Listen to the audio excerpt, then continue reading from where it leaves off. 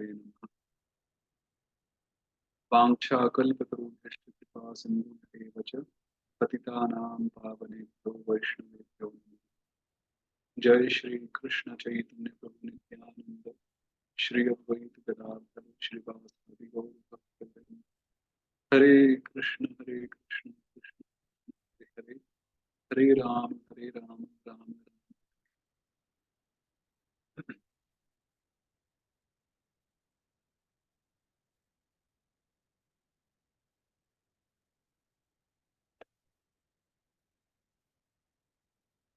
उम्मीद है आवाज ध्वनि सही सही आ ही रही होगी आप सभी को। और कुछ कुछ देखेंगे, कुछ पढ़ेंगे, सुनेंगे। तो संस्कृत उच्चारण। तो सर्वप्रथम संस्कृत के जो अक्षर हैं, अल्फाबेट हैं, वो काफी विशेष हैं। क्यों विशेष हैं?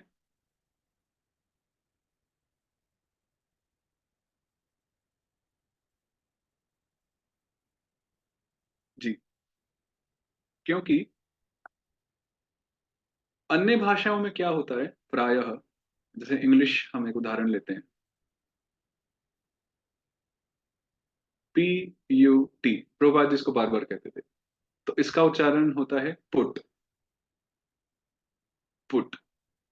पर अगर हम कहें BUT, तो इसका उच्चारण होता है बट। इसको हम बुट नहीं कहते। कहने का अर्थ है कि दोनों में ही एक ही स्वर वर्ण है, एक ही वावल है, और वो है यू।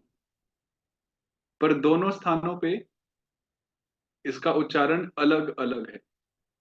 ठीक है।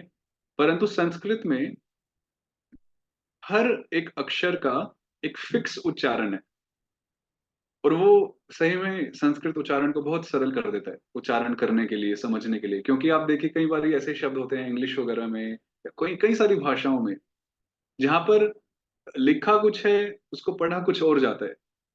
जब मैंने शुरू शुरू में, जब हम छोटे थे स्कूल में, तो साइकोलॉजी एक शब्द है। आप सबने एक्सपीरियंस किया होगा ऐसा कुछ स्कूल डेज में। तो वो स्टार्ट होता है पी से पर पी का उच्चारण नहीं होता है। इंग्लिश में, अंग्रेजी में एक शब्द है साइकोलॉजी, है ना, PSCH इत्यादि। तो उसमें पी है, पर पी उसमें उच्चारण में नहीं आता। तो मेरा प्रश्न था, अभी भी है, तो फिर वो पी है ही क्यों? उसका क्या महत्व है? पर संस्कृत में ऐसा कुछ नहीं है।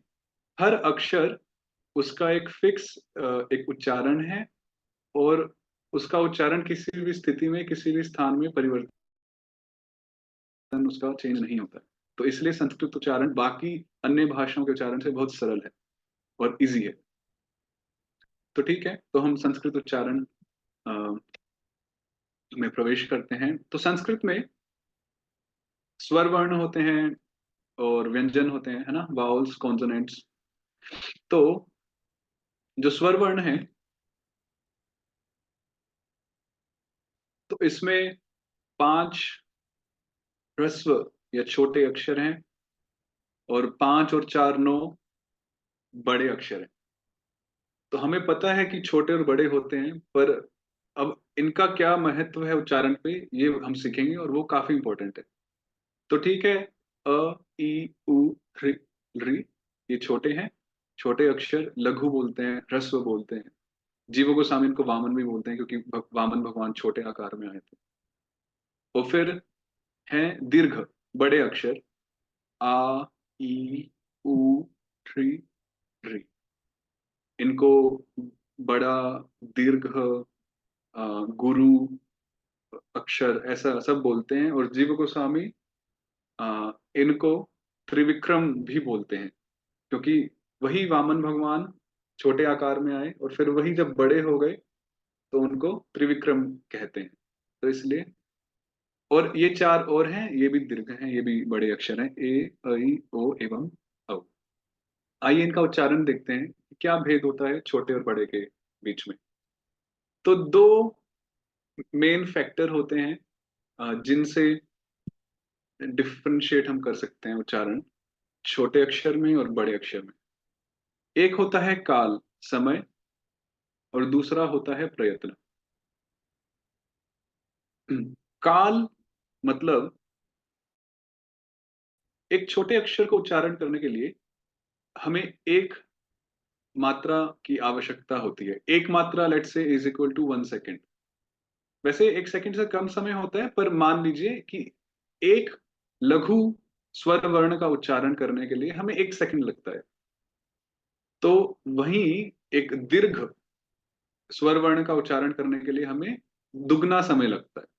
तो उस समय को, उस यूनिट को मात्रा कहते हैं संस्कृत में। तो लेट्स से 2 सेकेंड्स। ये सेकंड सिर्फ बताने के लिए है, एग्जैक्टली उसको मात्रा कहते हैं। आइए अब मेरे साथ उच्चारण कीजिए। आप अपने अपने माइक ऑफ रख सकते हैं। बल। आप सब उच्चारण कीजिए।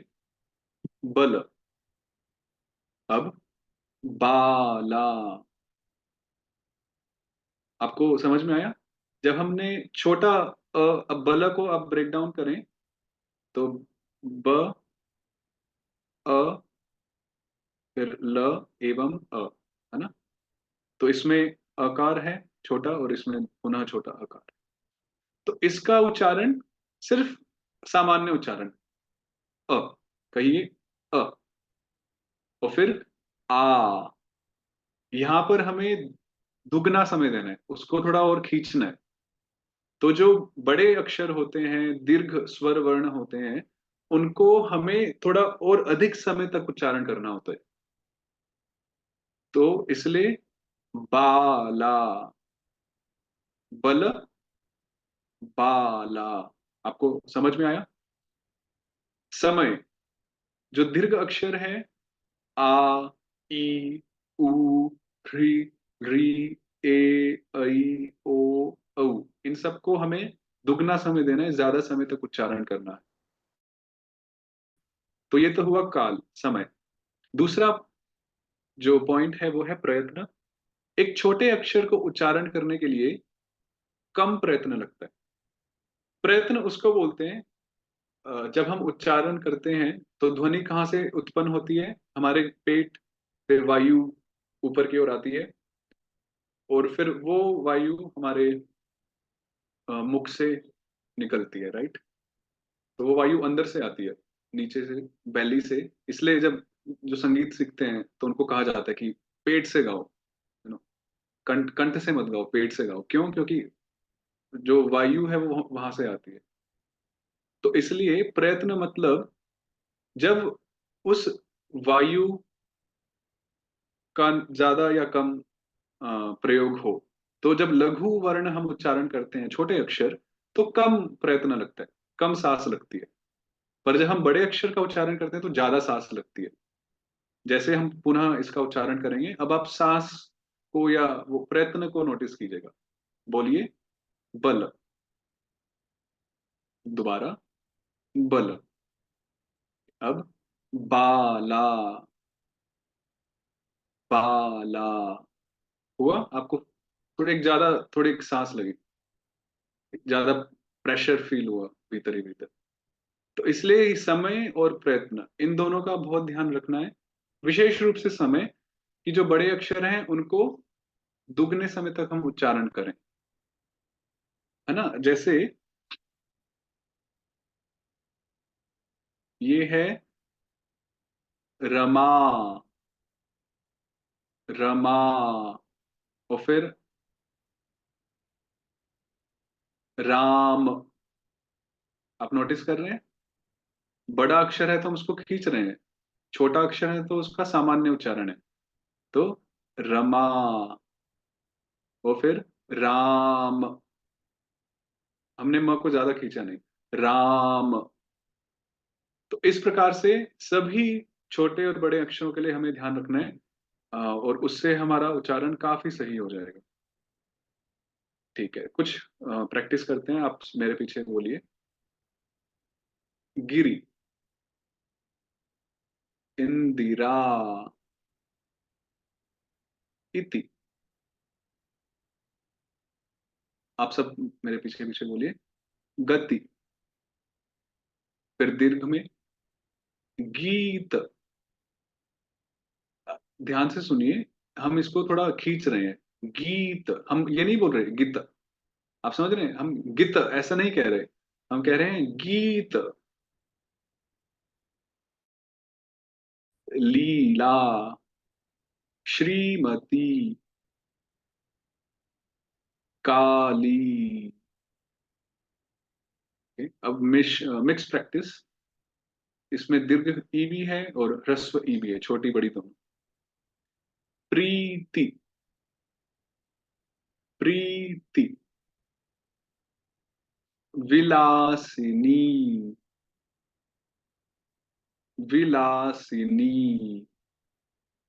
थोड़ा कुछ भक्तों को शायद ऐसे लग सकता है कि अरे ये हम क्या सीख रहे हैं। पर अभी हम जब प्रार्थनाएं, अभी हम गुरुअष्टकम इत्यादि कुछ प्रार्थनाएं जब हम सीखेंगे, तो उसमें सही में हमें एहसास होगा कि हाँ, भले ही बहुत सरल है पर हम सही में कहीं कहीं पे थोड़ा सही उच्चारण नहीं करते। इंद्रनील, श्रीनिवास, श्रीनिवास।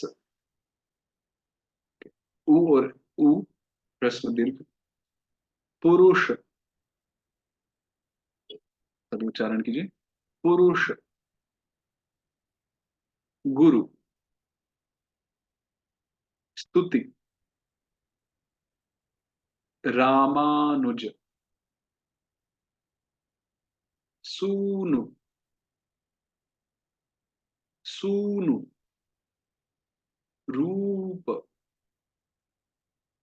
सूक्त, दीर्घ। ऊर्ध्व, ऊर्ध्व। अब मिक्स प्रैक्टिस। उग्र पूजा, गुरु पूजा। रूपानुग,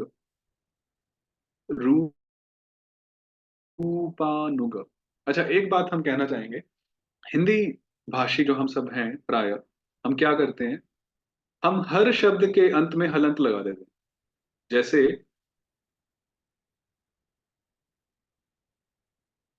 अब ये है राम, राम। पर नॉर्मली हम सब कैसे उच्चारण करते हैं, राम, है ना। हम सब उच्चारण करते हैं राम। तो अगर हम उसको अब लिखेंगे तो हम कैसे लिखेंगे, म फिर हलंत के साथ। हम हम बोलते हैं राम, जैसे राम राम बहन जी, राम राम भाई साहब, राम राम। पर एक्चुअली में वो राम नहीं है, वो है राम। तब अब कल से आप किसी को मिलेंगे तब बोलेंगे राम राम। वट एवर, भाई बहन। तो ठीक है, हिंदी में चलता है, पर जब संस्कृत की बात आती है तो उसका पूरा उच्चारण होना चाहिए। तो यहाँ पे म में अकार भी है ना, तभी तो वो राम हुआ। तो इसलिए शब्दों को पूरा उच्चारण करना है संस्कृत में, उसको हलंत नहीं देना है आखिरी में। ये हिंदी में काफी चलता है कि हम आखिरी में जो आखिरी का जो स्वर वर्ण है, विशेष रूप से अकार, उसका हम उच्चारण छोड़ देते हैं और उसको ऐसे हलंत के रूप में उच्चारण करते हैं। जैसे यहीं पर मैं आपको बताता हूँ, जैसे ये वाला शब्द है गीत। इसको नॉर्मली हम बोलेंगे गीत, है ना।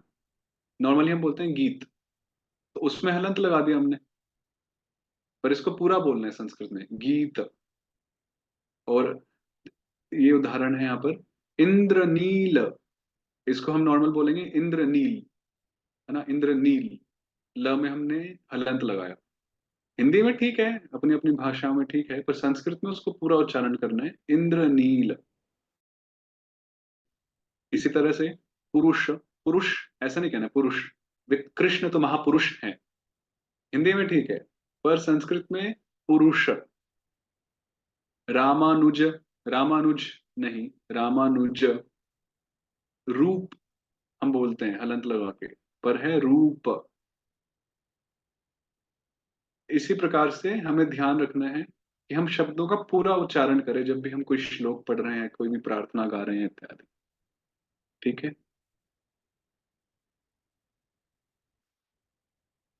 अभी हम आएंगे, ये काफी इंपॉर्टेंट डिस्कशन है। देखिए, एक तो होता है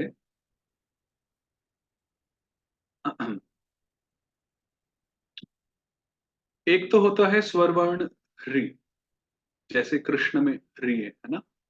और एक होता है व्यंजन र, जैसे राम में, और यहाँ जैसे कृष्ण में री। ठीक है। अभी इन दोनों के उच्चारण अलग अलग हैं, परंतु हम इनको मिक्स कर देते हैं। तो ये हमारा सुंदर सा मुख है। तो होता क्या है, जब हम उच्चारण करते हैं, जब सांस या वो हवा हमारे बैली से, हमारे पेट से ऊपर की ओर उठती है, तो जब वो हवा, वायु हमारे कंठ से होते हुए गुजरती है, तब हमारी जीभ उस हवा को ब्लॉक करती है। और हमारे मुख में 5 स्थान हैं, जिनको 5 उच्चारण के स्थान भी कहा जाता है।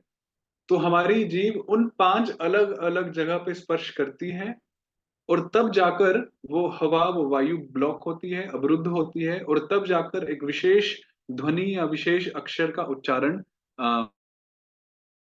हो पाता है ना। वरना आप सोचिए कि वो हम अलग अलग साउंड्स बना कैसे लेते हैं, बोल कैसे लेते हैं, है ना। कई सारे शब्द हैं, कई सारी ध्वनियां हैं।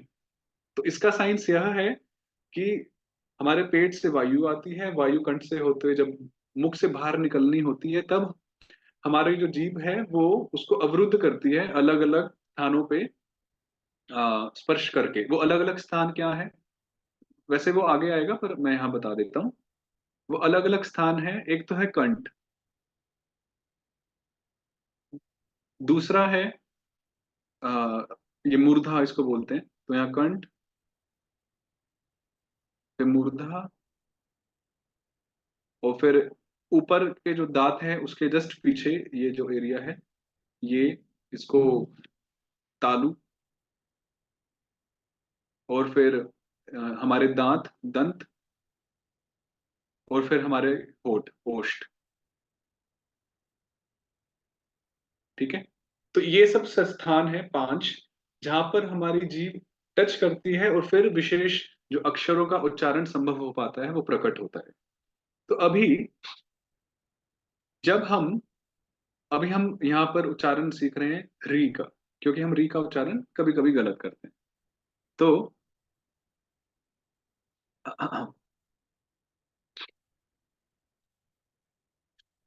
तो जो री है, जो कृष्ण में री है, उसका उच्चारण होता है जब हमारी जीभ का जो कि जो टिप है, जो अग्रभाग है, जीभ का जो बिल्कुल आखिरी जो हिस्सा होता है, फ्रंट वाला, वो जब मूर्धा पे स्पर्श होता है, ऊपर मुख में, पीछे की तरफ। एक तो हुआ दांत के पीछे तालु, और एक हुआ मूर्धा। तो यहाँ पर हम बात कर रहे हैं मूर्धा की। तो जब ये जीभ मूर्धा पे स्पर्श करती है, तब उच्चारण होता है ह्री। आप सब प्रयास कीजिए मेरे साथ, ह्री। और प्रयास कीजिए कि आपकी जो जीभ है वो यहाँ मूर्धा पे स्पर्श हो। ह्री, ह्री, ह्री। अब आप मेरे साथ बोलिए र। सिंपल जो र होता है, राम वाला, ये र का उच्चारण होता है, हमारी जीभ का जो आखिरी जो हिस्सा है वो टच होता है ऊपर वाले दांत के जस्ट पीछे, तालू पे। बोलिए र, र। टच हो रहा है सबका, र, र। दोबारा बोलिए र, राम, राम। तो आप सभी का तालू पे स्पर्श हुआ, जीभ, है ना। तो ये हुआ र, राम वाला र। पर जब हम री का उच्चारण कर रहे हैं तो जीभ को थोड़ा और मोड़ना है, और ये जीभ के लिए थोड़ा मुश्किल होता है। तो जीभ को थोड़ा और पीछे की ओर मोड़ना है, और हमें यहाँ मूर्धा पे स्पर्श करना है। तो री, री, री, री। ठीक है। तो आप जब भी कृष्ण, कृष्ण, कृष्ण उच्चारण करें तो ध्यान रखें री, वो जीभ पीछे की ओर मुड़े, कृष्ण, कृष्ण। तो वो उच्चारण अपने आप सही हो जाएगा, जब वो स्थान सही स्पर्श होगा तो। ठीक है, इसकी चर्चा और हम आगे करेंगे, पर ये एक थ्योरी थी जो हमने समझी, अ, र और री में क्या भेद होता है उच्चारण में। ठीक है।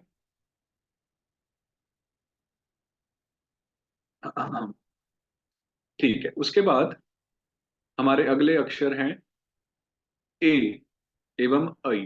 तो ए हम नॉर्मली उच्चारण करते ही हैं, ए। अच्छा, ये जो चारों अक्षर हैं, ए, ऐ, ओ, औ, ये चारों ही दीर्घ हैं, चारों ही बड़े अक्षर हैं। तो इनको भी दो मात्रा में उच्चारण करना, मतलब अधिक समय देना है। तो मेरे साथ उच्चारण कीजिए। एकम, हरे, अनेक, एकाग्र। अब बड़े ध्यान से देखिएगा, जहां जहां दीर्घ स्वर वर्ण है, जहां जहां बड़े अक्षर हैं, वहां पर हम उनको समय दे रहे हैं, चाहे कोई भी हो। एकाग्र। ठीक है, अब मेरे पीछे एक एक लाइन दोहराइएगा। त्वमेव माता च पिता त्वमेव।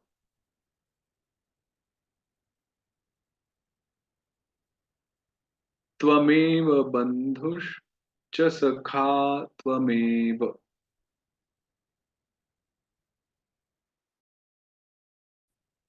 त्वमेव विद्या द्रविणं त्वमेव। त्वमेव सर्वं मम देव देव। ठीक है, तो अभी हमने ट्यून में नहीं गाया, हम सिर्फ नॉर्मली हम अक्षरों की चर्चा कर रहे हैं। तो ये हुआ ए का उच्चारण। फिर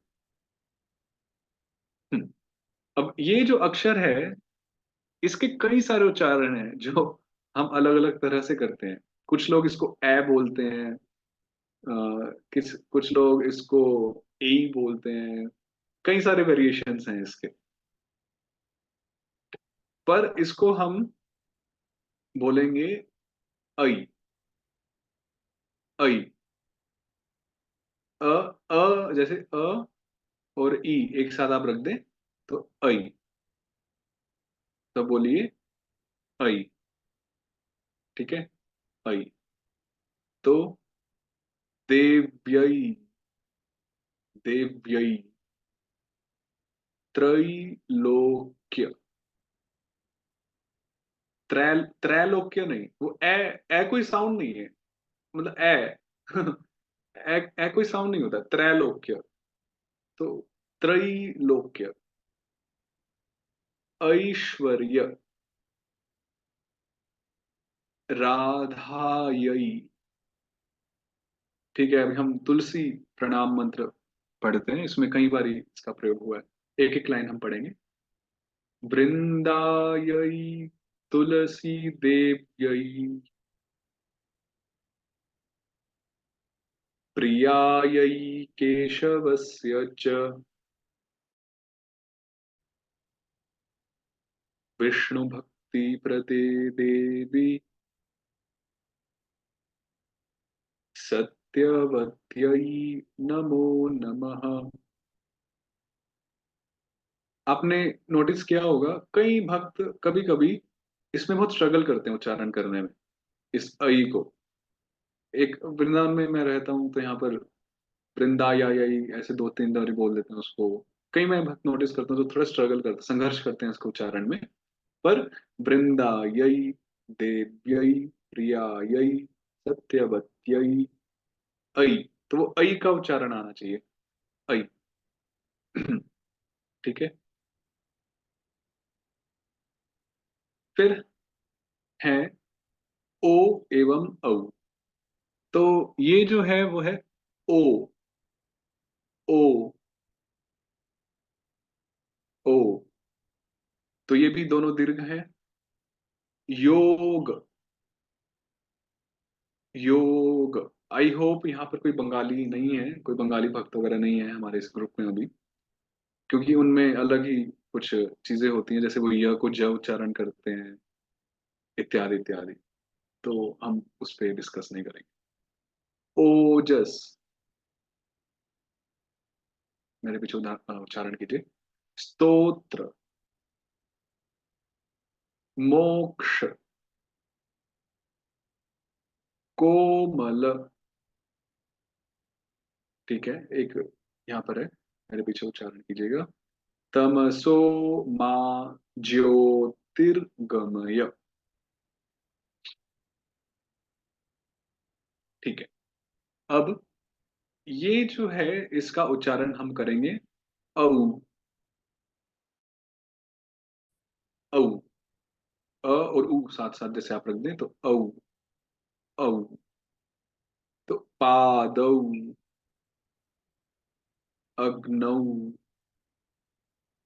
नौका, नो, ओ, ओ, ओ। इसका और कई, इसके भी कई वेरिएशंस होते हैं पर हम इसको औ बोलेंगे। सबसे सटीक इसका उच्चारण है मौली। औषधि। औषधि। तो एक उदाहरण है कौमारम यौवनम जरा। ठीक है। तो ये हुए ओ एवं औ। फिर आता है अनुस्वार। अनुस्वार जो बिंदु हम देखते हैं, शब्दों के ऊपर बिंदु होती है तो उसको अनुस्वार कहते हैं। तो अनुस्वार का अर्थ हुआ कि यह जो बिंदु है, ये जो साउंड है, ध्वनि है, ये हमेशा एक स्वर वर्ण के बाद ही लगता है।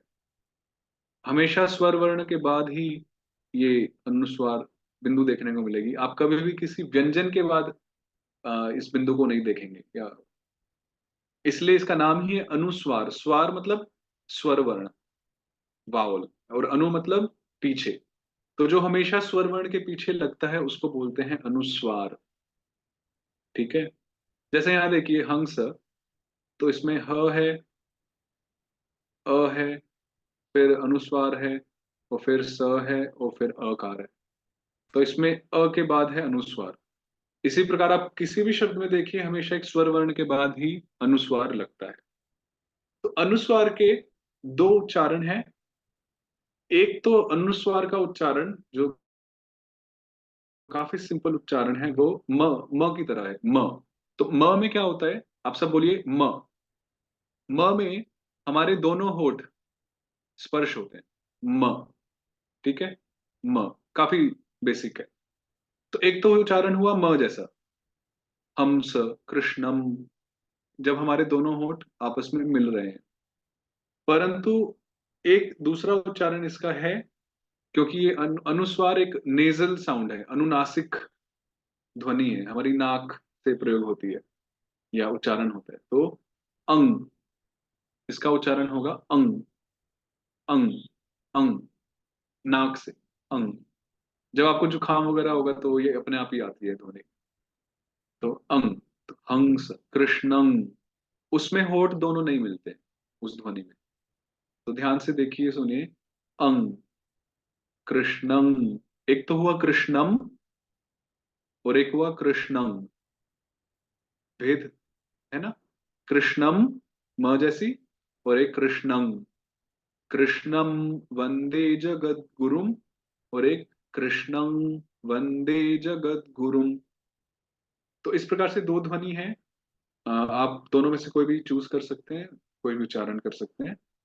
जो दूसरी ध्वनि है वो ज्यादा सही है, अनुनासिक, नेजल वाली, जो म की तरह उच्चारण नहीं होता।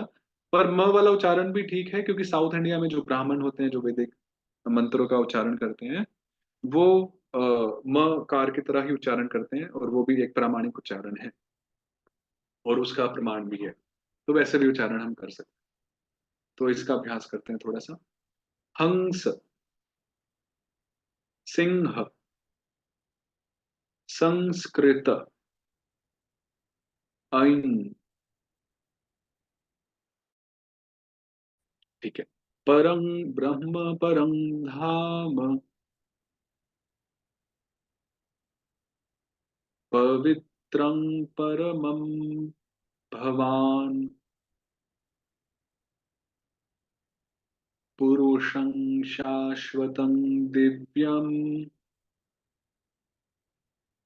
आदिदेवमजं विभुम्। ठीक है। ये हुआ अनुस्वार। अभी हम एक संक्षिप्त एक देख रहे हैं ब्रीफली कि सभी का उच्चारण कैसे होता है, फिर हम प्रार्थनाओं पे आएंगे, जो हमारी प्रेयर्स हैं, डेली प्रेयर्स, फिर उनको हम डिस्कस करेंगे। फिर है विसर्ग, जो दो डॉट्स हम देखते हैं, विसर्ग। सबको पता ही है विसर्ग क्या होता है। तो विसर्ग के उच्चारण में एक हकार की ध्वनि, एक, जैसे हम सांस लेते हैं, हम थक जाते हैं तो हम बोलते हैं आह, है ना, ऐसे आह। जैसे हम तब थक जाते हैं, आह, उह। तो वैसे वो जो वायु जो निकल रही है, वो जो ध्वनि है, आह, वै, वैसी ही ध्वनि विसर्ग के उच्चारण के समय निकलती है या निकलनी चाहिए। जैसे इसका उच्चारण होगा मनः। मान लीजिए एक ह की ध्वनि हमने बाद में जोड़ी, मनः, मनः, बोलिए, मनः। फिर अग्नि, अग्नि। अच्छा, इसमें एक चीज आप ध्यान दीजिए,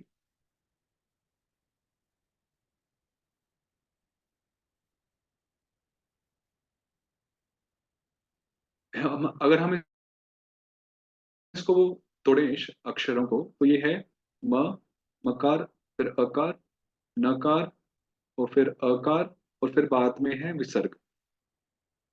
तो विसर्ग में जो उससे पहले जो स्वर वर्ण होता है, उसी की ध्वनि इको होती है, उसी की ध्वनि इको होती है ह के साथ। तो यहां पर जैसे मनः, इस विसर्ग को मान लीजिए एक ह की ध्वनि के रूप में, मनः। अब यहाँ अग्नि, अग्नि और विसर्ग है, तो इसमें विसर्ग से पहले ई है, और फिर विसर्ग है, तो इसमें ह के साथ ई का उच्चारण होगा। तो इसको हम उच्चारण करेंगे अग्नि। आप सब कहिए अग्नि। आप समझ रहे हैं, जो विसर्ग से पहले स्वर वर्ण है, उसी को हम रेप्लिकेट करेंगे, उसी की इको होगी विसर्ग में ह के साथ। मनः, अग्नि, अग्निह, ऐसा नहीं, अग्नि। और फिर एक उदाहरण मैं देता हूं, गुरु, और फिर विसर्ग। तो इसका उच्चारण, इसमें विसर्ग से पहले क्या है, उकार है। तो इसमें हम बोलेंगे गुरु, गुरु, गुरु ही, गुरु, ऐसा नहीं, गुरु, गुरु। ठीक है। तो जब विसर्ग से पहले जो भी स्वर वर्ण आए, छोटे वाले ह्रस्व, तो वैसा ही हम उनको इको करेंगे ह के साथ विसर्ग में, मनः, अग्नि, गुरु। अब जब बड़े स्वर वर्ण आए, दीर्घ स्वर वर्ण आए विसर्ग से पहले, तब हम उनके जो अ, ह्रस्व वाले जो पार्ट हैं, जैसे दीर्घ बड़ा आ है, तो उसका छोटा होता है छोटा अ। इसी प्रकार से दीर्घ ई का होता है छोटी ई। तो जब बड़े अक्षर रहे विसर्ग से पहले, तो हम विसर्ग में उनके छोटे वाले अक्षरों का उच्चारण करेंगे ह के साथ। तो जैसे नरा और विसर्ग है, तो यहाँ पे ह के साथ हम अ का उच्चारण करेंगे। तो नराह, नराहा, ऐसे नहीं, नराहा, ऐसे नहीं, नराह।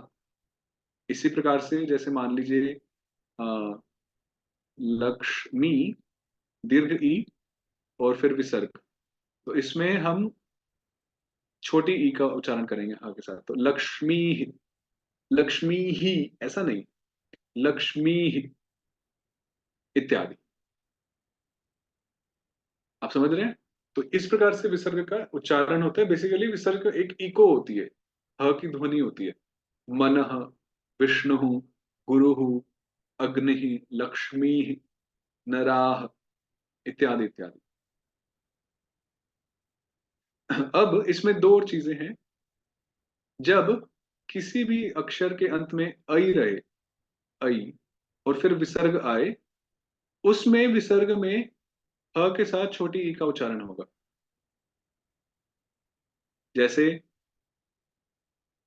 कामई, और फिर विसर्ग, तो इसमें हम विसर्ग में ह के साथ छोटी ई का उच्चारण करेंगे। तो कामई, ध्यान से सुनिए, कामई, कामई हई, हम वो आई को डुप्लीकेट नहीं करेंगे, वो अजीब लगेगा। कामई, कामई। ठीक है।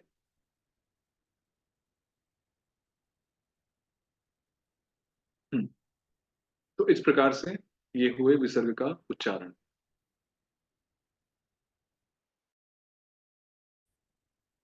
ठीक है।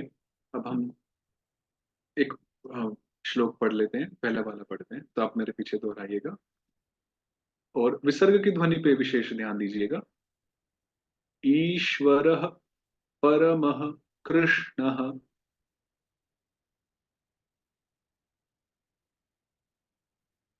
सच्चिदानंद विग्रहः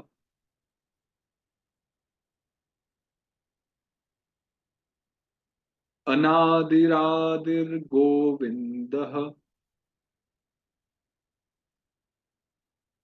सर्वकारण कारणम। तो आप सबने देखा किस प्रकार वो विसर्ग का हम बहुत एक विशेष उच्चारण हम उसको कर रहे हैं। कभी कभी कई जन उस उच्चारण को या तो छोड़ देते हैं या उसको अच्छे से उच्चारण नहीं करते हैं। ऐसा नहीं है, उसको प्रॉपरली उच्चारण उसका करना चाहिए। देखिए, संस्कृत उच्चारण काफी बड़ा विषय है।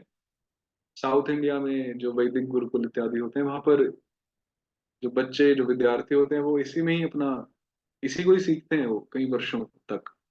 तो वो एक वैदिक उच्चारण होता है। हम वो नहीं सीख रहे हैं, वो एक अलग काफी उन्नत स्तर का शिक्षण होता है। हम सिर्फ उतना सीख रहे हैं जितना हमें दैनिक प्रयोग में हमें लाभान्वित करेगा, जितना हमें डेली यूज होगा, जो हमारा जो दिनचर्या में जो हमें प्रयोग होगा। ठीक है, दूसरे श्लोक को मैं पढ़ देता हूँ, आप सिर्फ श्रवण कीजिएगा। लभन्ते ब्रह्म निर्वाणम ऋषयः क्षीणकल्मषाः छिन्नद्वैधयतात्मानः सर्वभूतहिते रताः। तो विसर्ग को बिल्कुल स्पष्ट रूप से उच्चारण करें और आप देखिए वो श्लोक कितना निखर के उच्चारण होगा, कितना सुंदर आएगा वो। ठीक है। अभी हम पढ़ते हैं व्यंजन। जो हमारे व्यंजन है, तो 25 और 8 कुल 33 व्यंजन होते हैं। तो क ख ग घ ng इत्यादि। तो आइए इनका उच्चारण हम आगे देखते हैं। तो ये वो 5 स्थान है जो हमने पहले चर्चा की ही है। 5 स्थान हमारे मुख में। तो कंठ, फिर दूसरा हमारा मूर्धा, तीसरा तालु, और चौथा हमारा हमारे दंत, और पांचवा ओष्ठ। ठीक है। तो इन इन स्थानों पे जीवा का स्पर्श होता है प्रायः। वो फिर वो ध्वनि प्रकट होती है, जो भी अलग अलग हम जो शब्द हम देख रहे हैं, पढ़ रहे हैं। ठीक। सबसे पहले क वर्ग जो है वो हमारे कंठ से उत्पन्न होता है। देखिए, बड़ा गहरा साइंस है। और जीव गोस्वामी ने एवं सभी जो व्याकरणकार हैं, उन्होंने इसको एक्सप्लेन किया है। तो हमने ये जीव गोस्वामी के बुक से लिया है, हरिनामामृत व्याकरण से। उन्होंने समझाया कि कौन सा अक्षर कंठ के कौन से भाग से उच्चारण हुआ है। तो जो क वर्ग है वो कंठ से उत्पन्न होता है। आप मेरे पीछे दोहराइए। क, ख। और ध्यान दीजिए साथ साथ कि जीभ में कहाँ पे क्या, मुख में अंदर कहाँ क्या स्पर्श हो रहा है, जीभ का पिछला भाग कहाँ स्पर्श हो रहा है, टच हो रहा है। दोबारा। क, ख, ग, घ, न। तो आपने नोटिस किया जैसा इस पिक्चर में डायग्राम में दिखाया है, जीभ का पिछला हिस्सा यहाँ पीछे की ओर टच हो रहा है ना। दोबारा इसको करेंगे और आप दोबारा इसको नोटिस कीजिएगा, काफी प्रैक्टिकल है। जनरली हम सब शास्त्रों को सुनते हैं, कथाएं सुनते हैं, पर आज थोड़ा सा अलग विषय है। दोबारा उच्चारण कीजिए। क, ख, ग, घ, न।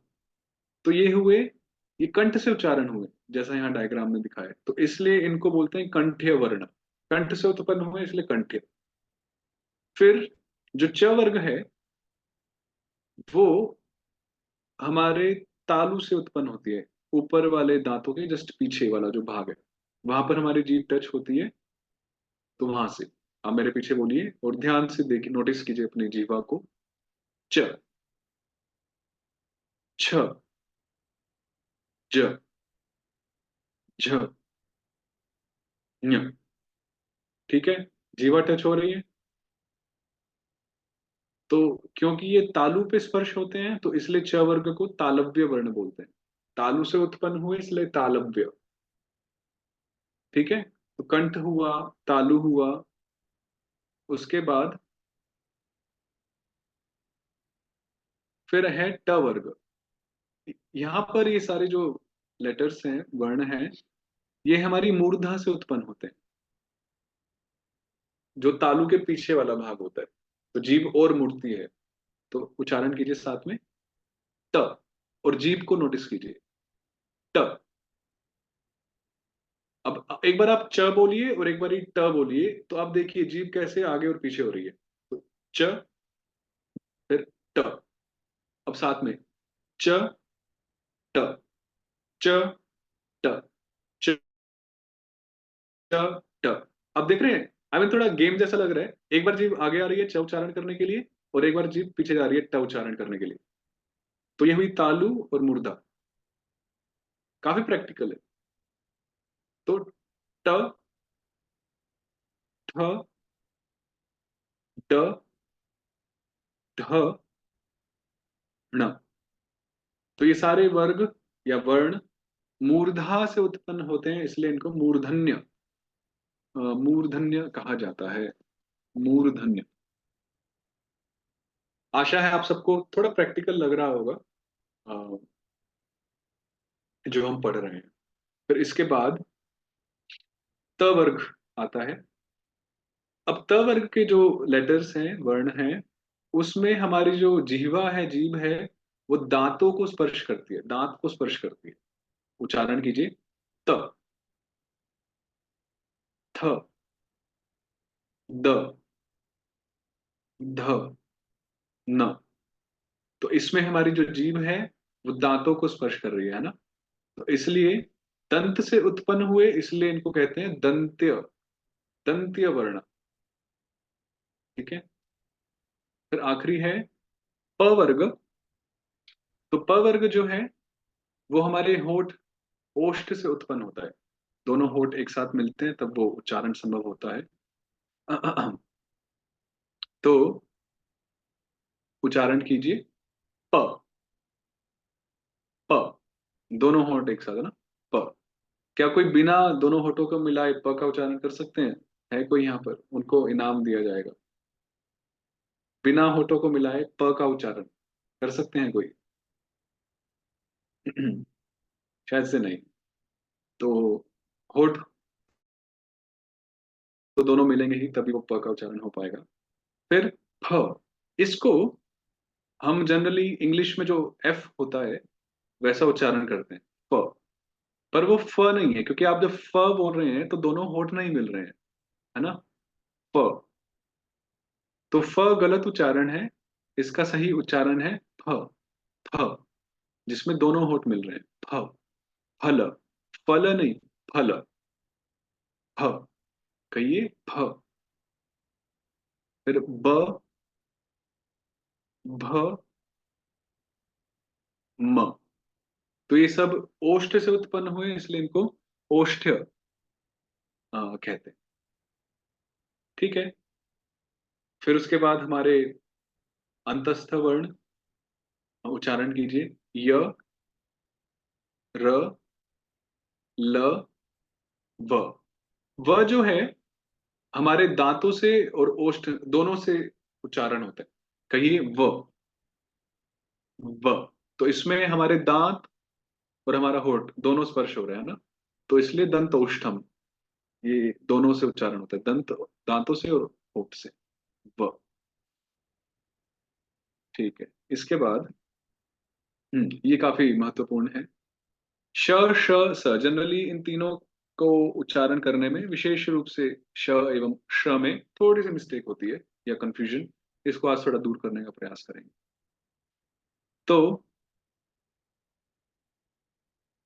ये हमारा सुंदर सा मुख है और ये हमारी जीवा। तो ये हमारा तालु, ये मूर्धा और ये हमारा दंत।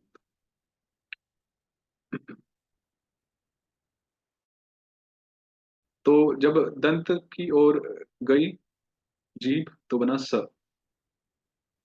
जब तालु की ओर गई जीभ तो बना श। और जब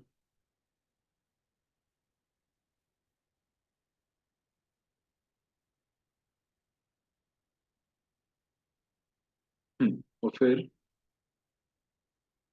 मूर्धा की ओर गई जीभ तो हुआ श। अभी इसमें हम एक गेम खेलेंगे उच्चारण सीखने के लिए। अभी इसमें देखिए, स का जो उच्चारण है उसमें जीभ बिल्कुल सीधा ऐसे जाती है। स, आप बोलिए स। स, दंते स। ठीक है। फिर ये तो हुआ स। फिर जीभ श का उच्चारण करने के लिए जीभ थोड़ी और ऊपर की ओर जाती है, तालु को स्पर्श करती है, तो होता है श। और जब जीभ और ऊपर की ओर जाती है तो फिर उच्चारण होता है श। तो अभी हम क्या करेंगे, हम स, श, श, इस सीक्वेंस में हम बार बार उच्चारण करेंगे। और हम सब अपने अपने जीवा को नोटिस करेंगे, जीभ को नोटिस करेंगे कि वो कैसे इस मूवमेंट में जा रहा है। पहले वो दांत को स्पर्श करेगा, फिर तालु को स्पर्श करेगा, फिर वो मूर्धा को स्पर्श करेगा। ठीक है। तो अब मेरे साथ हम इस सीक्वेंस में करेंगे, पहले स, फिर श और फिर श। ठीक है, एक साथ करेंगे। स, श, श, स, श, श, स, श, श, स, श, श। आप देख रहे हैं जीभ कैसे स, श, श, स, श, श। आई होप वो थोड़ा सा हेल्पफुल था। तो दांतों पे स्पर्श करते हैं दंते से, वो स्पष्ट है। तो जब मूर्धा पे जो स्पर्श होता है वो है श। श जनरली हम बहुत कम इसका उच्चारण कर पाते हैं क्योंकि हमारी जीभ बहुत आलसी है। उसको पीछे मूर्धा को स्पर्श करने में उसको बहुत आलस आता है, इसलिए वो श की जगह प्रायः श का उच्चारण करके छोड़ देते हैं। इसलिए हम प्रायः जो कृष्ण का उच्चारण करते हैं उसमें भी हम, होता तो ये है कृष्ण, पर उसको हम श की जगह हम श उच्चारण कर देते हैं प्रायः। ऑफ कोर्स भगवान भावग्राही हैं, भगवान तो भाव को देखते हैं, इसमें कोई डाउट नहीं है। पर फिर भी जब प्रयास करके हम उसको अच्छा कर सकते हैं तो क्यों नहीं, हम कर सकते हैं। तो कृष्ण, कृष्ण, तो ये श जो है मूर्धा पे स्पर्श होगा।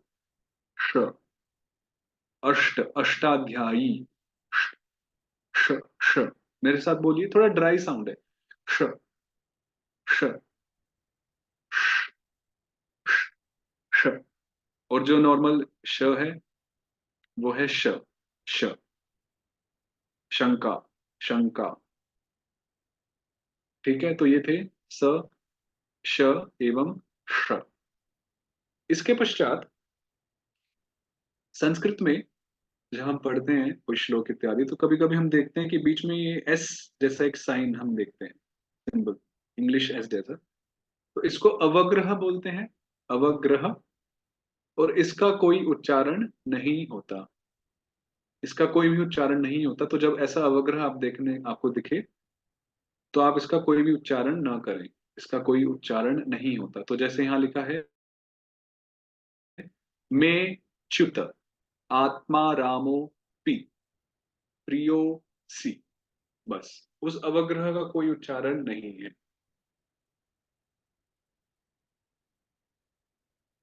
ठीक, थोड़ा सा समय ठीक, इसमें से हम मैं कुछ शब्द उच्चारण करता हूँ, आप थोड़ा ध्यान से देखिएगा कि कैसे हम उच्चारण कर रहे हैं। तो इसमें आपको जो नोटिस करना है वो ये है कि छोटे और जो बड़े स्वर वर्ण हैं उनका उच्चारण नोटिस करना है आपको। और फिर साथ में जो अलग अलग व्यंजन हैं उन सब का उच्चारण नोटिस करना है कि वो कैसा कैसे उच्चारण किया जा रहा है। अंश रूपिणी आनुकूल्य इषु धन्विन ईश्वर प्रसाद उत्तम श्लोक चरित ऊर्णापिंड ऋषि श्राद्ध अभिकृत एकछत्र ऐन्द्रामारुत ओषधि गर्भ औतानपाद दंष्ट्राविष दाक्षायणी दिग्धविद्ध दीर्घजंघ दुग्ध समुद्र दूष्ययुक्त दृढ़ क्रोध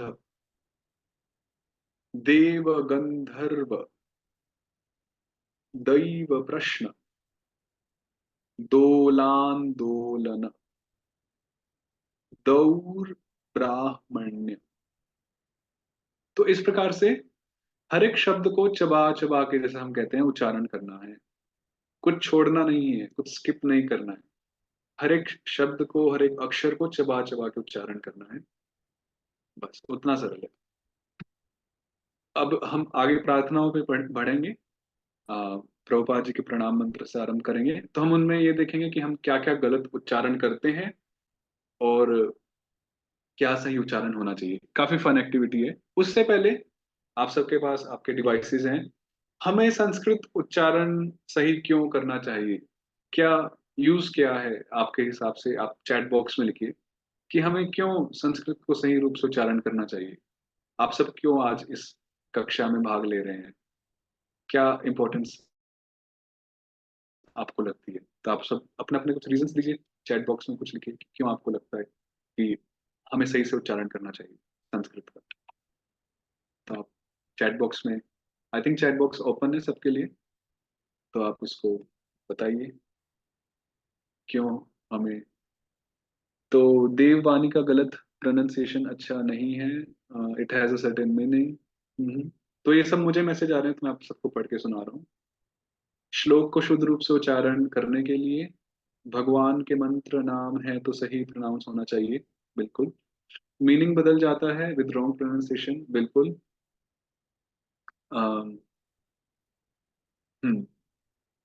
pronunciation makes difference therefore it changes the meaning. बिल्कुल। गुरु महाराज जैसा कहते हैं, ध्वनि का प्रभाव होता है। बहुत सुंदर। सही मंत्र उच्चारण के लिए, अम, सही अंडरस्टैंडिंग के लिए। बहुत सुंदर। बिकॉज ऑफ अलग उच्चारण से अर्थ बदल जाता है। हिंदी इंग्लिश मिक्स, पर ठीक है, अलग उच्चारण से अर्थ बदल जाता है। हम्म। बिल्कुल। ठीक है। और right knowledge on how to pronounce it हमारे वैदिक भाषा है। हम्म। देखिए, इसमें कई भक्त इसमें एक आर्गुमेंट या एक पूर्व पक्ष रखते हैं। ठीक है, आप सबने अच्छा बताया, धन्यवाद। राइट वे के अकॉर्डिंग बोल, तो कई भक्त इसमें बोलते हैं कि नहीं, भगवान भावग्राही हैं, तो इसलिए आ, हमें, हम कैसा भी उच्चारण करें चलेगा, भगवान हमारे भाव को देख। सही है, कोई डाउट नहीं है।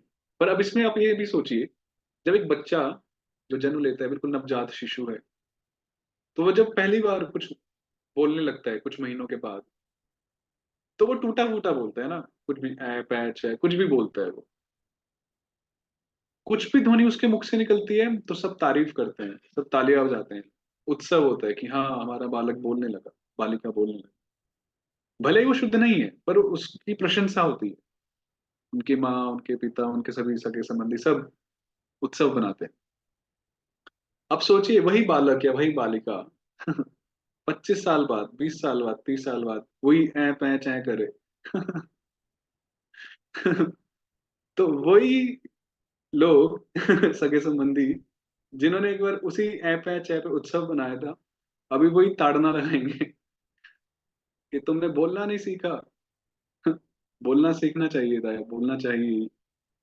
तो कहने का अर्थ है कि ठीक है, नए नए हम जब जुड़ते हैं, भक्ति में आते हैं, तो ठीक है कई सारी चीजें हैं जो हम अच्छी तरह से नहीं कर पाते हैं, कोई समस्या नहीं है।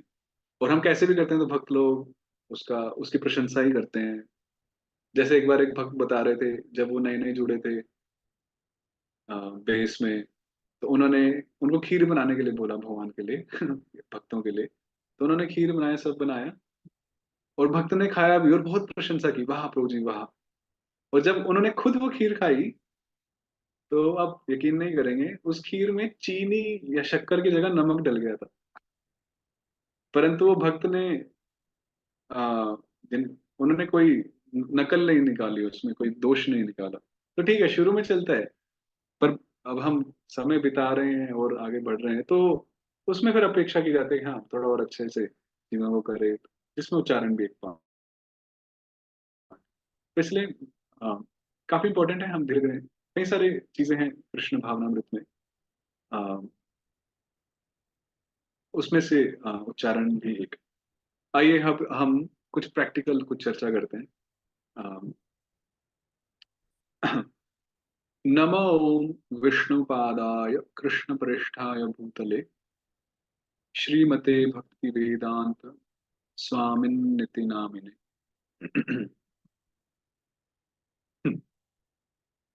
तो प्रायः जो गलत उच्चारण हम करते हैं,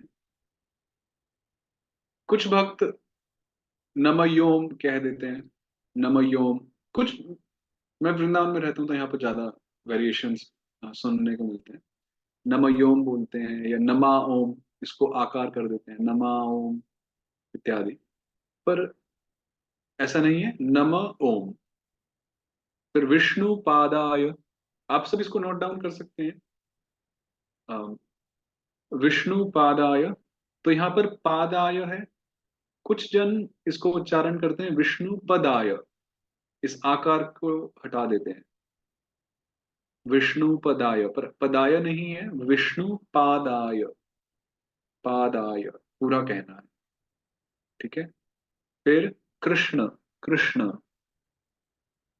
हाँ, अच्छा कृष्ण की जो उच्चारण है, तो हम उसको इस प्रभुपाद जी के मंत्र की बात करेंगे, हरे कृष्ण महामंत्र का। वो काफी महत्वपूर्ण है, तो इसलिए इसको यहाँ छोड़ते हैं।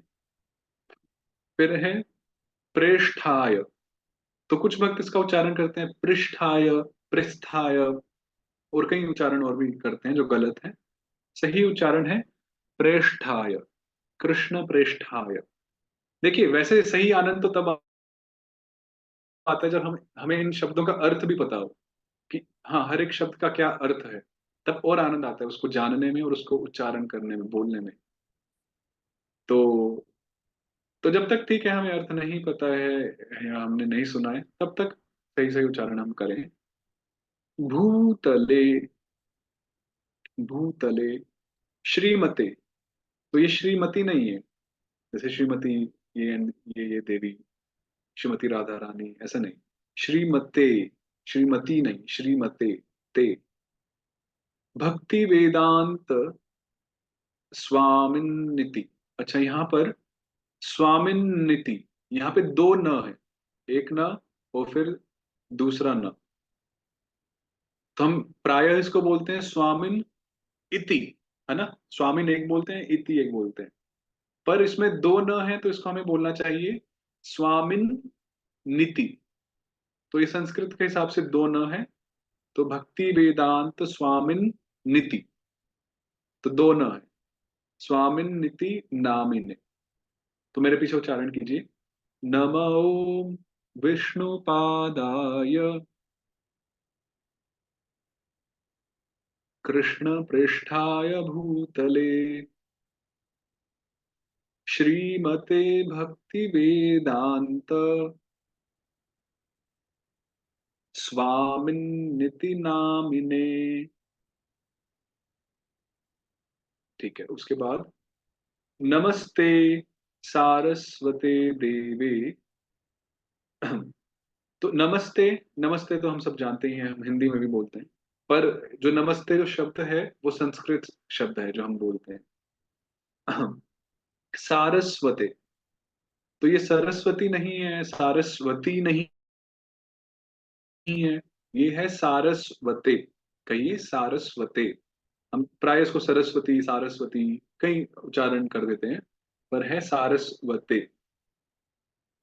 फिर देवे, देवी नहीं, कई लोग बोलते हैं नमस्ते सरस्वती देवी। जैसे नए नए आते हैं, क्या होता है, सरस्वती देवी जी की वंदना हो रही हो, ठीक है, नमस्ते सरस्वती देवी। तो नहीं, ऐसा नहीं है। सारस्वते देवे गौरवाणी प्रचारिणे निर्विशेष शून्यवादी। तो इसमें ध्यान रखिए, जो छोटे अक्षर है उनको उतना समय दे, जो बड़े अक्षर है उनको उतना समय दे। जैसे यहाँ शून्यवादी में उकार बड़ा है तो थोड़ा समय दीजिए। शून्यवादी, आ बड़ा है, ई बड़ा है, तो थोड़ा समय दीजिए। निर्विशेष शून्यवादी, है ना, पाश्चात्य देश तारिणे, वो अपने आप लय बनेगी जब हम वो छोटा और बड़े के हिसाब से उच्चारण करेंगे। तो पाश्चात्य, तो ये पाश्चात्य है, पश्चात्य नहीं है, इसमें आकार का डंडा है। और देश तारिणी, तो मेरे साथ उच्चारण कीजिए। नमस्ते सारस्वते देवे गौरवाणी प्रचारिणे निर्विशेष शून्यवादी पाश्चात्य देश तारिणे। जी, ठीक है। अभी हम प्रयास करते हैं सबसे पहले महामंत्र पढ़ने का। हम्म,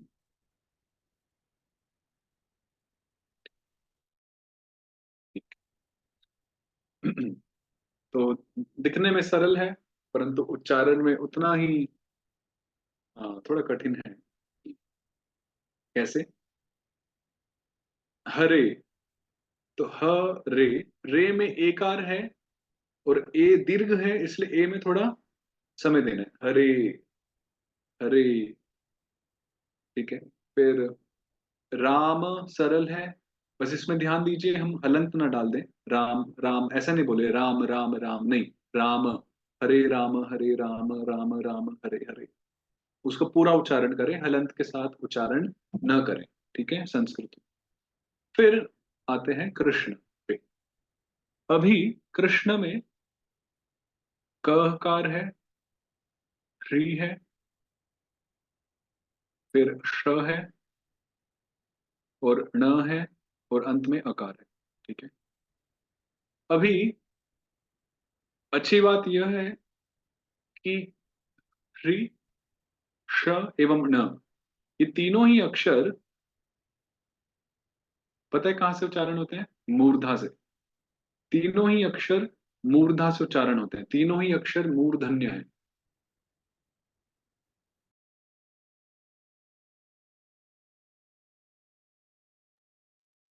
तो, तो तीनों अक्षरों का उच्चारण मूर्धा से होता है।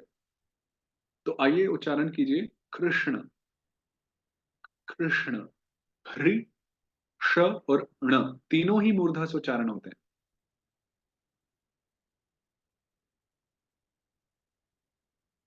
तो यहाँ जीव हमारी मूर्धा पे स्पर्श होगी। तो कृष्ण, कहिए कृष्ण। जनरली हम उच्चारण करते हैं कृष्ण, है ना, कृष्ण। तो जो हम उच्चारण करते हैं, अगर मैं उसको लिखूं तो वो इस प्रकार से होगा। हम ये उच्चारण करते हैं प्राय, कृष्ण कृष्ण, हरे कृष्ण कृष्ण कृष्ण। पर वास्तव में हमें थोड़ा सही करना होगा उच्चारण को। जीभ को हमें मूर्धा तक लाना होगा, क्योंकि हमारी जीभ आलस करती है वहां मुड़ने में, इसलिए वो तालु तक सीमित हो जाती है। क्योंकि कृष्ण में जो र है और जो श है, वो दोनों ही तालब में है। तो जीभ शॉर्टकट लगाती है वहां पर, र और श उच्चारण कर देती है। तो हमें पीछे मोड़ना है और उच्चारण करना है कृष्ण। मेरे साथ उच्चारण कीजिए, कृष्ण, कृष्ण। थोड़ा जीभ पीछे और थोड़ा पुश कीजिए, कृष्ण, ऊपर की तरफ, कृष्ण, कृष्ण, कृष्ण, कृष्ण, कृष्ण। एक बार एक भक्त है नोएडा में, I think, I don't know आज वो है यहाँ पर या नहीं। तो हम नोएडा में बताए कुछ भक्तों को भक्ति वृक्ष में कि हाँ ऐसे ऐसे है, तो ऐसे बोलना चाहिए। तो प्रत्येक सुबह जब करते हुए मेरे आस पास ही घूमते रहते थे। और हरे कृष्ण कान में आके, हरे कृष्ण हरे, और हर एक माला के बाद, प्रभु जी कृष्णा सही बोल रहा हूँ ना? तो 3 4 दिन, एक दो हफ्ता ऐसे चला, फिर मैंने उनको एक दिन कहा कि प्रभु जी आप जप कीजिए और करने दीजिए। तो तो थोड़ा सा प्रयास लगेगा शुरू में, पर वो ठीक हो जाएगा। तो कृष्ण, कृष्ण, कृष्ण, कृष्ण नहीं, कृष्ण। देखिए, इसका जो गलत उच्चारण है वो है कृष्ण, और सही उच्चारण है कृष्ण, कृष्ण। हरे कृष्ण, हरे कृष्ण, कृष्ण कृष्ण हरे हरे, हरे राम, हरे राम, राम राम हरे हरे। एक बार और मैं उच्चारण करूंगा, हरे कृष्ण, हरे कृष्ण, कृष्ण कृष्ण हरे हरे, हरे राम, हरे राम, राम राम हरे हरे। किस किस को इस कृष्ण में फर्क लगा, जो कृष्ण हम सब नॉर्मली बोलते हैं? हैंड्स अप, थम्स अप, कुछ किसको थोड़ा फर्क लगा कि हाँ थोड़ा फर्क तो है, कुछ तो सही है। लगा ना? तो जो नॉर्मल हम बोलते हैं, वो जीभ हमारे साथ खिलवाड़ करती है, थोड़ा शॉर्टकट लगा के, और हम फिर ये वाला उच्चारण कर देते हैं, राइट? पर थोड़ा हमें और मेहनत करनी है, और उसको कृष्ण, कृष्ण, कृष्ण। थोड़ा समय होता तो मैं आपसे इंडिविजुअली सुनता बुलवा के, पर भक्त भी ज्यादा है, और समय, वैसे समय अनंत है पर यहाँ समय सीमित है। तो तो एक साथ इसको उच्चारण करते हैं, मेरे साथ उच्चारण कीजिए महामंत्र को। हरे कृष्णा, हरे कृष्णा, कृष्णा कृष्णा हरे हरे, हरे राम, हरे राम, राम राम हरे हरे। बहुत सुंदर। तो 5 10 मिनट की और कक्षा हम करेंगे, तो आप जाइए मत, और एक छोटी सी अनाउंसमेंट भी रहेगी बाद में। तो ये तो देखिए, संस्कृत काफी विशाल भाषा है, काफी विस्तृत है, काफी बड़ा टॉपिक है, और उच्चारण तो सिर्फ एक पहलू है इसका।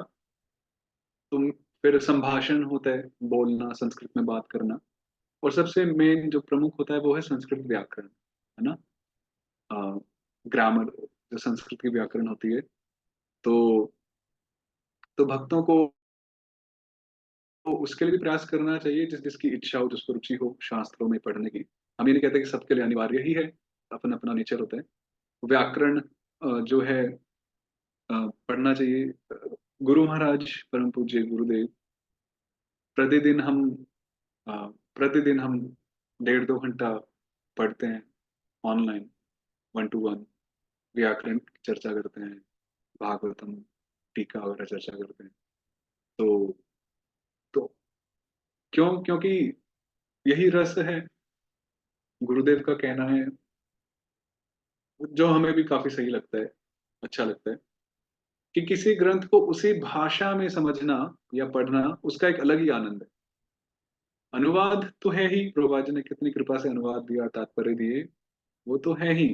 पर उनके साथ यदि उसी भाषा में हम उन श्लोकों को और समझ पाएं, जैसे चैतन्य चरितमृत है, बंगाली है, तो यदि कोई बंगाली सीख के बंगाली में उन्हें पढ़े, जो कि काफी वक्त पढ़ते भी हैं, करते हैं, कितना आनंद आता है। उसी प्रकार से उसी भाषा में उसी ग्रंथ को पढ़ना समझना, वो एक अलग ही आनंद की बात होती है। तो इसलिए व्याकरण भी हम पढ़ पाए समझ पाए, उसके लिए भी हमने कुछ प्रयास किया है आप सबके लिए। तो एक छोटी सी अनाउंसमेंट हम करेंगे इसके बाद, तो आप सब बने रहिए। तो ये महामंत्र हमने किया, तो आइए कुछ और मंत्रों का हम उच्चारण सीखते हैं। और फिर इसके एक दो मंत्र करने के बाद फिर हम कुछ श्लोक आपसे, आप कुछ श्लोक बोल सकते हैं गीता से भागवत से, जो आप चाहते हैं कि हम उच्चारण सीखें उनका। तो हम कुछ चार पांच छह श्लोक भी हम यहाँ पर चर्चा कर सकते हैं। तो आप रेडी रख सकते हैं कुछ श्लोक जो आप सोच रहे हैं कि हाँ मेरे को ये जानना है कैसे उच्चारण करते हैं। तो ठीक है। वाञ्छा कल्पतरुभ्यश्च, तो आप सब पीछे पीछे उच्चारण कीजिए। वाञ्छा कल्पतरुभ्यश्च कृपा सिंधुभ्य एव च पतितानां पावनेभ्यो वैष्णवेभ्यो नमो नमः। ठीक है, अभी किसी ने नृसिंह भगवान के विषय में पूछा है, तो आइए हम जो नृसिंह आरती है उस पे दृष्टि डालते हैं। ये है भी थोड़ी कठिन कहने में, तो ध्यान दीजिएगा बिल्कुल, और आप नोट भी बना सकते हैं इसके लिए विशेष रूप से। तो नमस्ते नरसिंहाय, ठीक है, ये तो सरल है। प्रहलादाहलाददायिने, अभी इसमें दो शब्द हैं, प्रहलाद एवं आह्लाद में दो शब्द हैं। एक है प्रहलाद, ठीक है, और दूसरा है आह्लाद। आह्लाद मतलब सुख। तो देखिए, जब हमें पता होगा कि हाँ क्या क्या शब्द हैं क्या अर्थ हैं, तो वो और अच्छे से समझ में आएगा और हम अच्छे से उच्चारण कर पाएंगे। तो इसका उच्चारण है, आप मेरे पीछे बोलिएगा, प्रहलाद आह्लाद, प्रहलाद आह्लाद, एक साथ। फिर हिरण्यकशिपोर्वक्षः, हिरण्यकशिपोर्वक्षः, वक्षः, विसर्ग पे ध्यान दीजिए, विसर्ग, वक्षः, है ना, उसको अलग से प्रॉपरली उच्चारण करना है। हिरण्यकशिपोर, कशी, अच्छा कशिपु, कुछ हम इसका उच्चारण करते हैं कशिपु, हिरण्यकशिपु वक्षः, नहीं ऐसा नहीं है। यहाँ है हिरण्यकशिपोर, र भी है रेफ भी है। हिरण्यकशिपोर वक्षः कहिए, हिरण्यकशिपोर वक्षः। ये सब बिल्कुल प्रामाणिक है। आप ये मत सोचिएगा अरे मैं तो 10 साल से 2 साल से 3 साल से कुछ और ही उच्चारण कर रहा था कर रही थी। तो होता क्या है कि हम मंदिर में प्रवेश करते हैं, सेंटर में आते हैं, भक्त वृक्ष में, कहीं भी जहाँ से हम जुड़े हैं आते हैं। तो अच्छा, आप सब में से किस किस को ये आरती याद है, नृसिंह भगवान की आरती याद है? अपना हैंड रेज कीजिए, वर्चुअल हैंड, किस किस को, क्विक। आई थिंक सबको याद होगी, है ना, प्राय सबको ही याद होगी ये तो। देखिए सबको याद है, आप पार्टिसिपेंट्स में सबको याद है। अच्छा, हाथ नीचे कर लीजिए सभी, हैंड्स डाउन। ओके, अब मैं आपसे पूछता हूँ, किस किस ने ये नृसिंह आरती एक प्रॉपर किसी बुक में देख के याद की थी, मात्राओं को देखते हुए? किस किस ने, हैंड रेस कीजिए। प्रॉपर किसी प्रामाणिक किसी बुक को देख के मात्राओं को देखते हुए बिल्कुल याद की थी। अच्छा, काफी सारे भक्त हैं, बहुत सुंदर बहुत सुंदर। पर फिर भी अ, सबकी तुलना में फिर भी कम है। सब सिर्फ 20-25 भक्त हैं जिन्होंने देख के याद किया है। तो 100 के आसपास जो भक्त हैं उन्होंने अ, मंदिर में सिर्फ सुन के या ऐसे ही सुन के ही याद किया ना। तो पॉइंट ये है कि अभी हम श्रुतिधर तो नहीं है, तो जब हम सुन के याद करते हैं उसमें दोनों तरफ से गलती हो सकती है। हो सकता है कि जो गा रहे हैं भक्त, जो उच्चारण कर रहे हैं, उनके उच्चारण में कुछ भूल हो सकती है, और हो सकता है कि उनका उच्चारण ठीक हो, हमने उसको गलत तरीके से ग्रहण किया, मात्राओं को या कुछ भी। तो इसलिए सही तरीका यह है कि हम किसी बुक, एक प्रामाणिक बुक, सॉन्ग बुक, ग्रंथ से उसको प्रॉपरली वहां से पढ़कर याद करें, एक एक मात्रा को देखते हुए, वो सबसे सही तरीका है याद करने का। वरना होगा क्या, अभी मैं कुछ उच्चारण कर रहा हूँ, मुझे सुन के किसी ने उच्चारण सीखा, उसका गलत हुआ, उसको सुन के तीसरे व्यक्ति ने, तो वो चाइनीज विस्पर जैसा हो जाएगा। करते करते 3 4 जनरेशन बाद वो मंत्र ही कुछ और हो जाएगा, मानिए। तो ऐसा तो हम नहीं चाहते। तो इसलिए ये प्रयास है सही उच्चारण करने का। ठीक है, आगे बढ़ते हैं। अम, शिलाटंकन खालये।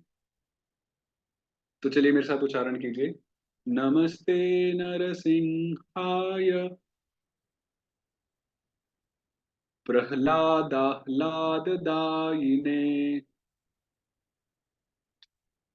हिरण्यकशिपोर्वक्षः, शिलाटंकनखालये। ठीक है। फिर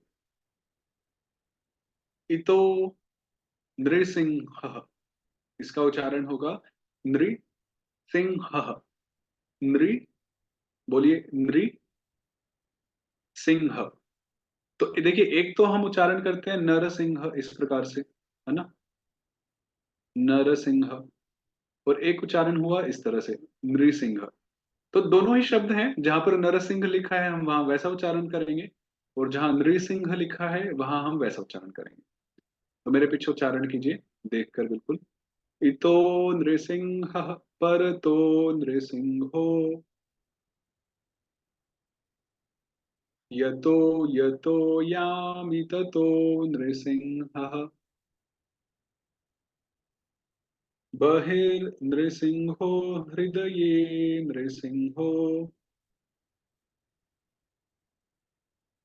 नृसिंहमादिं शरणं प्रपद्ये।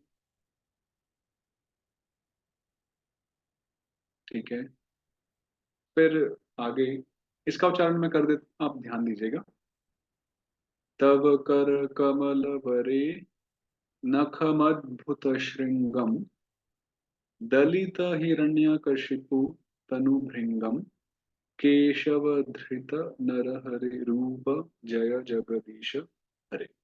तो इस प्रकार से ये हुआ नृसिंह प्रार्थना का उच्चारण। तो गुरुवष्टकम करने की इच्छा थी, पर अभी समय उतना नहीं है, तो हम गुरुवष्टकम नहीं करेंगे अभी। कुछ श्लोक अगर आप चाहते हैं कोई भागवत या भगवत गीता से, तो आप चैट बॉक्स में लिख सकते हैं, हम क्विकली उनका उच्चारण करते हैं। तो आप किसी को इच्छा हो कि हाँ ये वाला श्लोक, अ, अच्छा तो ये श्लोक है चैतन्य चरितमृत अंत्य लीला 199। तो ये सबको कैसे जाएगा, ठीक है। अच्छा, अभी पहले हम इसको लेते हैं। तो चैट बॉक्स में मैंने आप सबको एक श्लोक डाला है, इंग्लिश में है क्योंकि ये भक्त ने इंग्लिश में भेजा है। चैतन्य चरितमृत का अंत्य लीला का 199। तो इसको आप चैट बॉक्स अपना खोल सकते हैं। उसमें हम, अंग्रेजी में समझ नहीं आ रहा हो तो आप सुन के आप देखिए।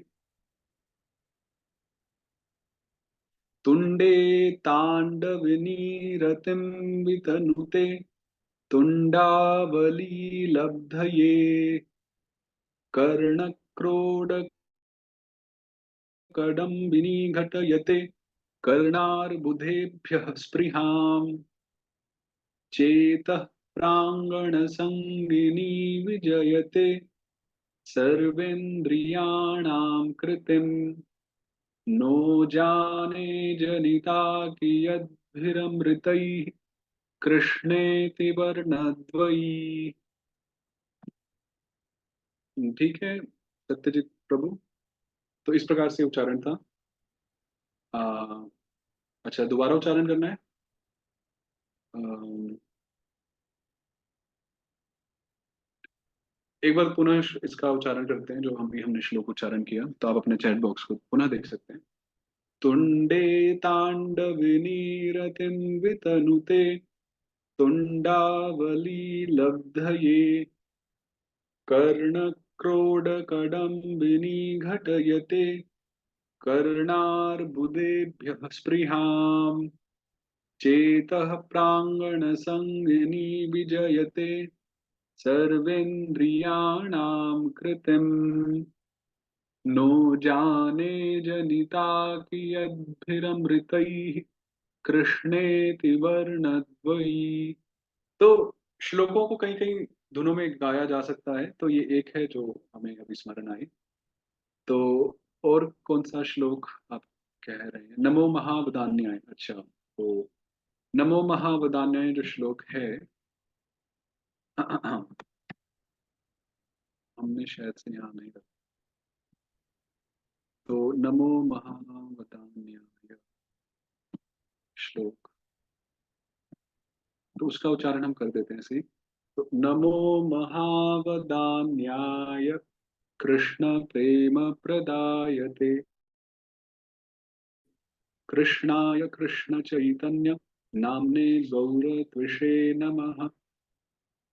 देखिए, सबसे पहले ट्यून पे फोकस ना करें, धुन पे। सबसे पहले आप हर एक अक्षर के उच्चारण पे फोकस करें, वो सही होगा। फिर धुन पे आप फोकस कर सकते हैं। तो सबसे पहले हर एक अक्षर का उच्चारण स्पष्ट होना चाहिए। ठीक है। तो किसने कहा कि राधा कृपा कटाक्ष? ठीक है, दिव्या जी, दिव्या भट्ट जी, माता जी। 11:5:32। तो 11वें स्कंद का 5वां अध्याय और 32वां श्लोक। छाट के निकाला है श्लोक। अच्छा, प्रसिद्ध श्लोक है। तो मेरे पीछे उच्चारण कीजिए। कृष्ण वर्णम त्विषा कृष्णम सांगोपांगास्त्र पार्षदम यज्ञैः संकीर्तन प्रायैर् यजन्ति हि सुमेधसः। फिर 1:8:27। एक दो श्लोक और लेंगे समय को देखते हुए। भागवतम के प्रथम स्कंद से 8वें अध्याय से 27वां श्लोक। अच्छा। नमो किंचन वित्ताय निवृत्त गुणवृत्तये आत्मारामाय शांताय कैवल्यपतये नमः। ठीक। अच्छा, देखिए ज्ञान, एक माता जी पूछ रहे हैं कि ज्ञान जो होता है अज्ञान, उसको कैसे उच्चारण करते हैं? तो जनरली हम इसको ज्ञ ज्ञ जैसे उच्चारण करते हैं ना, ज्ञ।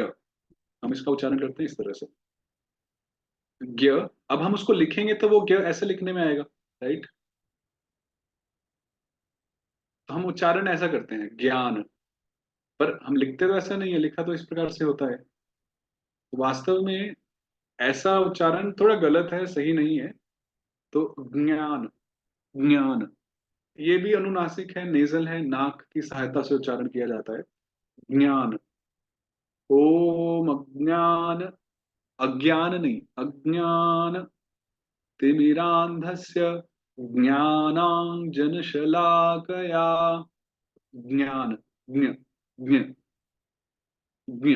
तो ये ध्वनि जो है ये भी नेजल है, अनुनासिक है, नाक की सहायता से उच्चारण किया जाता है। ज्ञ, ज्ञ। ओके, ठीक है, अभी हम यहीं रुक जाते हैं। अम, यज्ञ, यज्ञ, इस प्रकार से यज्ञ। तो उम्मीद है भक्तों को अच्छा लगा होगा। कुछ प्रैक्टिकल हमने सीखा, किस किस को कुछ प्राप्त हुआ आज, सीखने को मिला। आप अपने हाथ हाथ पैर ऊपर कर सकते हैं। तो काफी संक्षिप्त और काफी शीघ्रता से कुछ चर्चा करने का प्रयास किया। हाँ। तो बहुत सुंदर है। तो आई थिंक आपकी ये संस्कृत की जर्नी यहाँ शुरू होती है, संस्कृत भाषा के साथ आपका मिलन मिलाप। और विशेष रूप से गुरुदेव की बड़ी इच्छा रहती है कि भक्त लोग संस्कृत से प्रेम करें, जाने, ताकि जो हमारा अल्टीमेट पर्पस है शास्त्रों में डूबने का, समझने का, वो पूरा हो सके इस पहलू के साथ। तो संस्कृत व्याकरण, संस्कृत संभाषण एवं कई सारे ऐसे विषय हैं जिनमें हमें प्रयास करना चाहिए आगे बढ़ने का, समझने का। तो इसलिए अच्छा, आप लगता है कुछ प्रश्न भी हैं। प्रश्न तो शायद से हम एक दो लेते हैं, ओके, तीन हम लेंगे, कुछ भी आपको जरूर पूछना हो तो। हिरण्यगर्भ ठाकुर दास प्रभु, दिल्ली से, पहले आप बताइए।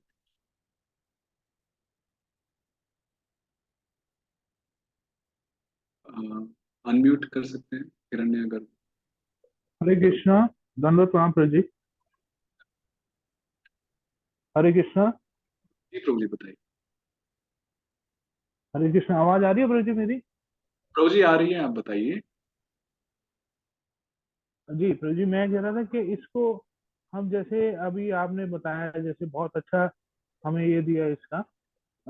लेकिन मैं ये कह रहा था कि इसमें जैसे श्लोक के अंदर हमें गायन होता है, जैसे जिस तरीके से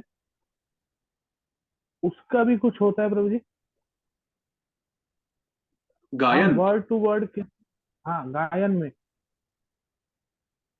तो उससे मतलब गायन से क्या संबंध, मतलब क्या पूछना चाह रहे हैं जैसे एग्जैक्ट? हम जैसे जैसे जैसे महाप्रभु का प्रणाम मंत्र है, नमो महावदन्याय कृष्ण प्रेम गायन। तो इस तरीके से हम उसको गायन के अंदर किस तरीके से, कोई श्लोक है जैसे कौमार यौवनम जरा, है ना, इसको किस तरीके से हम गायन में लेते हैं जब हम अच्छा, उसको बोलते हैं, किसी क्लास में बोलते हैं, किसी उसमें किस, क्या शैली होना चाहिए उसमें गायन के अंदर? तो आई थिंक इसके लिए तो सबसे बेस्ट यही है कि जो भी हमारे आसपास इस्कॉन मंदिर में, सेंटर में, भक्ति वृक्ष में, जहाँ कहीं भी जो एक अच्छे जो उच्चारण करते हैं भक्त, वो किस लय में उच्चारण कर रहे हैं, उसको हम सुने और उस ट्यून को हम धारण कर सकते हैं और उसको हम गा सकते हैं, है ना। तो जी इसमें तो जी। यही है कि हम अपने आसपास देखें कि कौन भक्त हैं, किस अच्छी ट्यून में गा रहे हैं, तो हम वहां से उसको ले सकते हैं, उसमें क्या बुराई है। अच्छा, हाँ, तो तो उसमें तो इसमें यही कुछ होता है। ऐसा भी होता है प्रभु, इसमें कुछ ऐसा भी होता है प्रभु जी कि कुछ, मतलब मैं एक बार अमरेंद्र,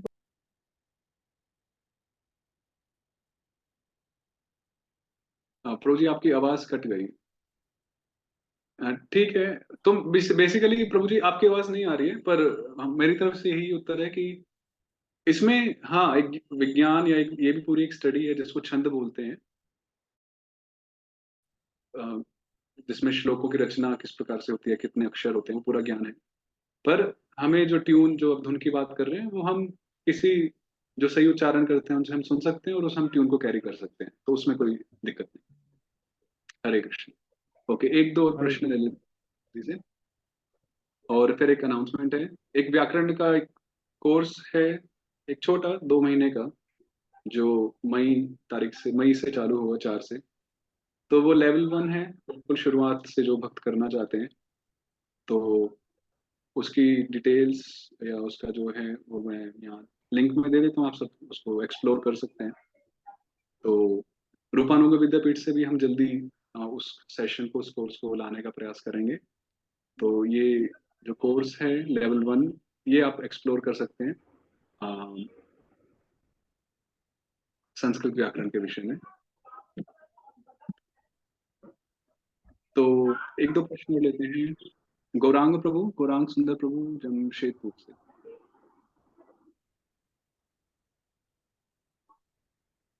हरे बोल, हरे कृष्ण। हरे कृष्णा प्रभु जी, दंडवत प्रणाम प्रभु जी। ये कक्षा बहुत बहुत बहुत ही सुंदर लगा मुझे। और मुझे प्रभु जी बस छोटा छोटा दो सवाल है। पहला सवाल जो है, ये स्लाइड नंबर 2 में आपने दिखाया था जो स्वर वर्ण है, री के बाद, री के बाद री आता है, री, ला। हम्म। वो री का उपयोग कहाँ होता है, उसका यूजेस क्या है प्रभु? अच्छा, वो प्रयोग में नहीं आता है, उसको आप रहने दीजिए। प्रभु जी वो कभी भी प्रयोग नहीं होता कहीं भी? वो बहुत बहुत ज्यादा रेयर है। तो जी वो बहुत रेयर है, तो आ, उसको हम ड्रॉप कर सकते हैं उसको। जी प्रभु जी, क्योंकि वो बंगाली में भी रहता है वो स्वरवर्ण में, तो बंगाली में मैंने आज तक कहीं भी उसका यूजेस नहीं देखा हूँ। तो और ये अक्सर सवाल रहता है कि वो ली का यूज कहाँ होता है, कोई वो अगर एक एक उस आध एग्जांपल अगर हो तो। नहीं, वो वर्णों में गिना जाता है, उसका कोई प्रयोग मैंने भी नहीं देखा है। वो सिर्फ है तो उसको सम्मान दिया जाता है कि हाँ, आपका अस्तित्व है। ओके प्रभु जी। और अरे दूसरा, हरे कृष्णा, दूसरा जो सवाल है प्रभु जी मेरा, वो है जो हम लोग शिक्षक स्तम गाते हैं, तो उसमें एक मैंने सुना है कभी कभार कि तरो रीव, कोई कोई तरो तरो रीव गाते हैं, कोई कोई तरो रपी गाते हैं। तो कौन सा शुद्ध है, और दोनों का मीनिंग क्या सेम है या फिर दोनों का मीनिंग अलग अलग है? दोनों का मतलब अलग है। एक में वैसे उच्चारण से संबंधित तो नहीं है। चैतन्य चरितमृत में बीबीटी में आई थिंक इव का प्रयोग है, इव। तो एक हुआ वृक्ष के समान और एक हुआ वृक्ष से ज्यादा। दोनों का अर्थ अलग है। सही तो कौन सा है? बीबीटी संस्कृत बीबीटी जो बुक है चैतन्य चरितमृत, उसमें इव है जहां तक मुझे याद है, मैंने देखा था। उसको चेक कर सकते हैं। तो हमें बीबीटी में जो लिखा है हम उसके हिसाब से चलेंगे। बीबीटी चैतन्य चरित तो उसमें इव है। आई थिंक कई कई स्थानों पे अपी भी कोई आचार्य देते हैं, पर प्रभुपाद जी ने शायद से इव उसको रखा है, बीबीटी चैतन्य चरित अंत्य लीला।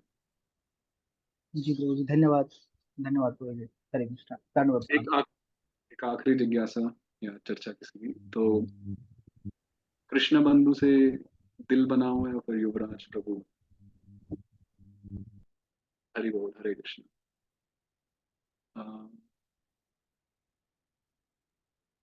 हरे कृष्ण प्रभु जी, दंडवत प्रणाम। प्रभु जी पहले हरि बोल। थैंक यू आपके सेशन।